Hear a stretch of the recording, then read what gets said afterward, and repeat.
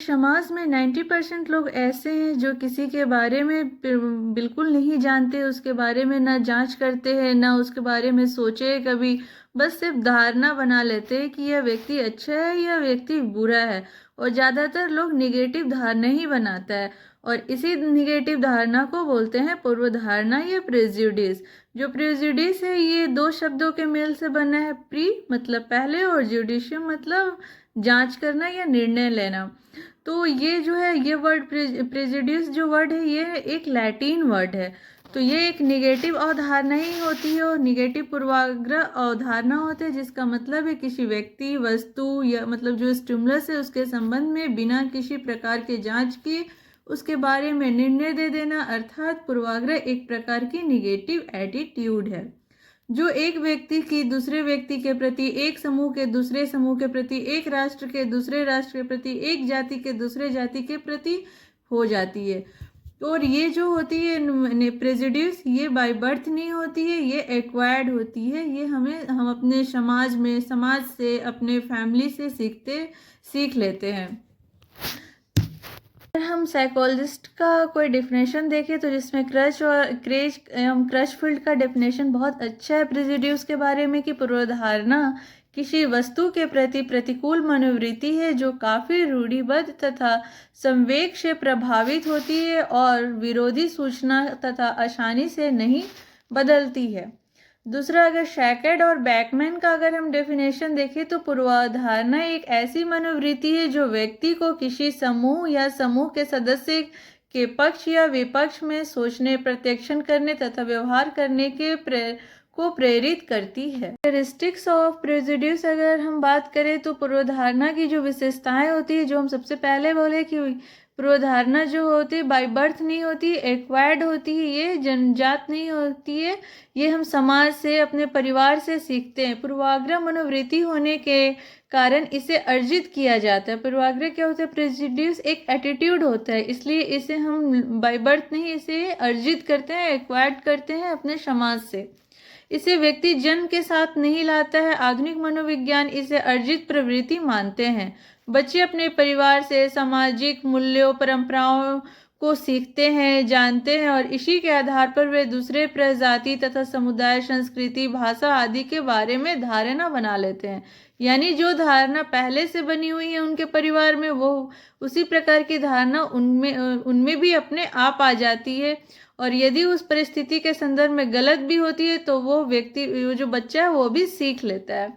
दूसरा जो होता है पूर्वधारणा, जो प्रेजुडिस की विशेषता वो होती है, ये विवेकहीन होती है, इरेशनल होती है।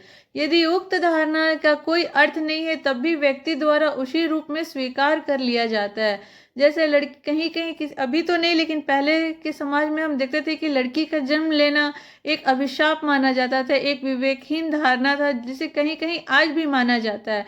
अगर एक बेटी हो गई तो ठीक है, दो बेटी या तीन बेटी हो गई तो इसे अभिशाप आज भी कहीं कहीं कोई कोई समाज में मानते हैं। तीसरा जो है प्रेजुडिस का विशेषता, ये संवेगात्मक होती है, यह एक इमोशनल होती है। पूर्वधारणा में सकारात्मक या नकारात्मक कोई ना कोई संवेग अवश्य पाया जाता है। जैसे लड़की का जन्म जो हुआ वो नकारात्मक संवेदना हुआ। अभी भी बहुत सारे राजस्थान या कोई कोई उत्तर प्रदेश या अभी मतलब ऐसे कोई स्पेसिफिक राज्य नहीं है, लेकिन कहीं कहीं गांव वगैरह में अभी भी ये चलते आ रहा है। तथा लड़के के जन्म को लोग वरदान मानते हैं और सकारात्मक संवेदना मतलब उनके रूप में अभिव्यक्त करते हैं। जो इसका चौथा कैरेक्टरिस्टिक्स है पूर्वधारणा का, कि ये एक सामान्यीकरण पर आधारित होता है, मतलब ये प्रेजुडिस बेस्ड ऑन जनरलाइजेशन। पूर्वधारणा का संबंध दृढ़ एवं स्थिर विचारों, अंधविश्वासों एवं रीति रिवाजों से होता है, जिसमें विवेक, तर्क एवं बुद्धि का कोई स्थान नहीं होता।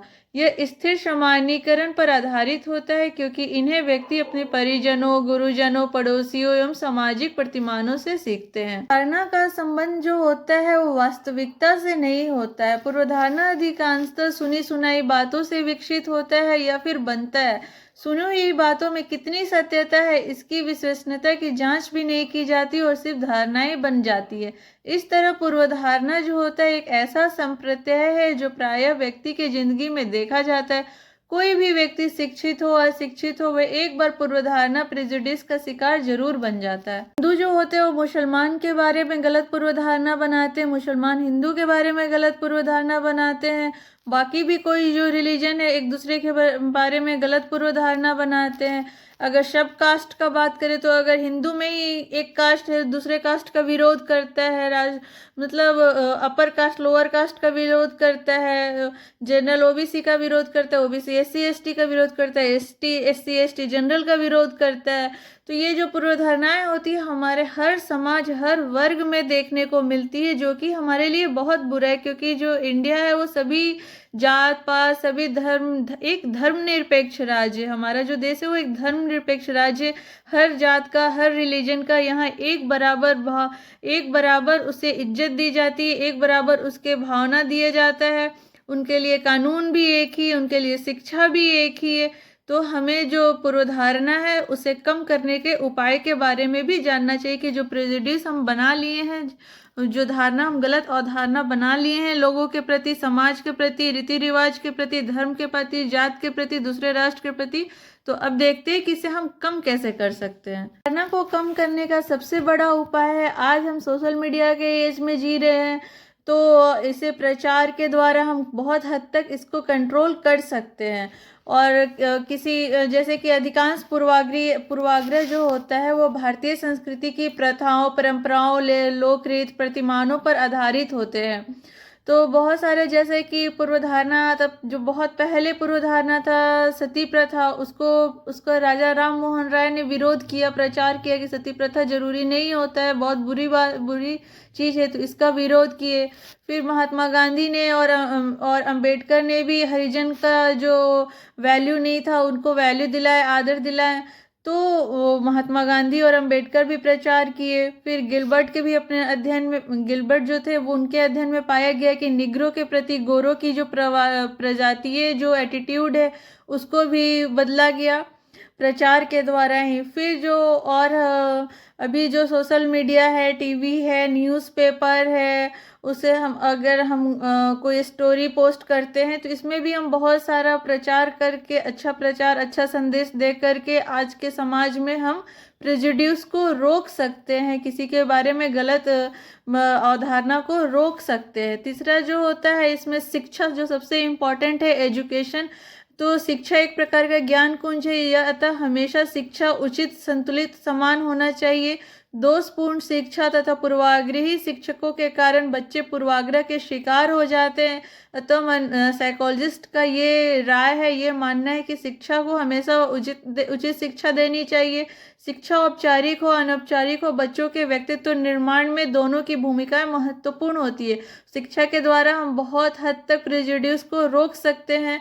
और शिक्षकों जो टीचर होते हैं उनको भी पक्षपात से बचना चाहिए। अगर टीचर पढ़ा रहे हैं क्लास में तो वो ये ध्यान नहीं उनको देना चाहिए कि कौन कास्ट का बच्चा बैठा है, कौन रिलीजन का बच्चा बैठा है, सबको समान शिक्षा दे, सब पर विशेष एक समान ध्यान दे, किसी पर ये नहीं कि बहुत विशेष ध्यान दे और किसी पर बिल्कुल ही ध्यान नहीं दे सिर्फ प्रेजुडिस होने के कारण। तो शिक्षकों को पक्षपात होना मतलब जो होता है बैश से बचना चाहिए, तभी एजुकेशन के द्वारा सही टीचिंग वे के द्वारा हम प्रेजुडिस से बच सकते हैं। फिर इसके बाद है इंटर ग्रुप कांटेक्ट। मनोवैज्ञानिकों ने यह भी साबित किया है कि अंतर समूह के कारण भी, अंतर वैयक्तिक संपर्क के कारण भी पूर्वाग्रह को रोका जा सकता है। और फिर इसका वो प्रेजुडिस को रोकने का एक और भी कारण है मतलब एक और बहुत अच्छा सॉलिड उदाहरण है कि इंटर मैरिज, अंतर विवाह के द्वारा भी पूर्वधारणा को बदला जा सकता है। और इस प्रकार विवाह द्वारा सांप्रदायिक पूर्वधारणा बदली जा सकती है। क्लाइनबर्ग और अलेक्जेंडर ने अपने प्रयोगों में इस प्रकार तथ्य का समर्थन किया कि अगर हम अंतरजातीय विवाह करते हैं, अगर हिंदू मुसलमान से मुसलमान, अगर हिंदू में भी सब जो कास्ट होता है एक कास्ट दूसरे कास्ट से शादी करेगा तो भी कास्टिसिज्म वाला पूर्वधारणा को ब्रेक हो जाएगा, टूट जाएगा। तो अंतरजातीय विवाह करने से पूर्वधारणा पे बहुत हद तक रोक लगाया जा सकता है। फिर कानून में वैधानिक परिवर्तन, चेंज इन द लॉ।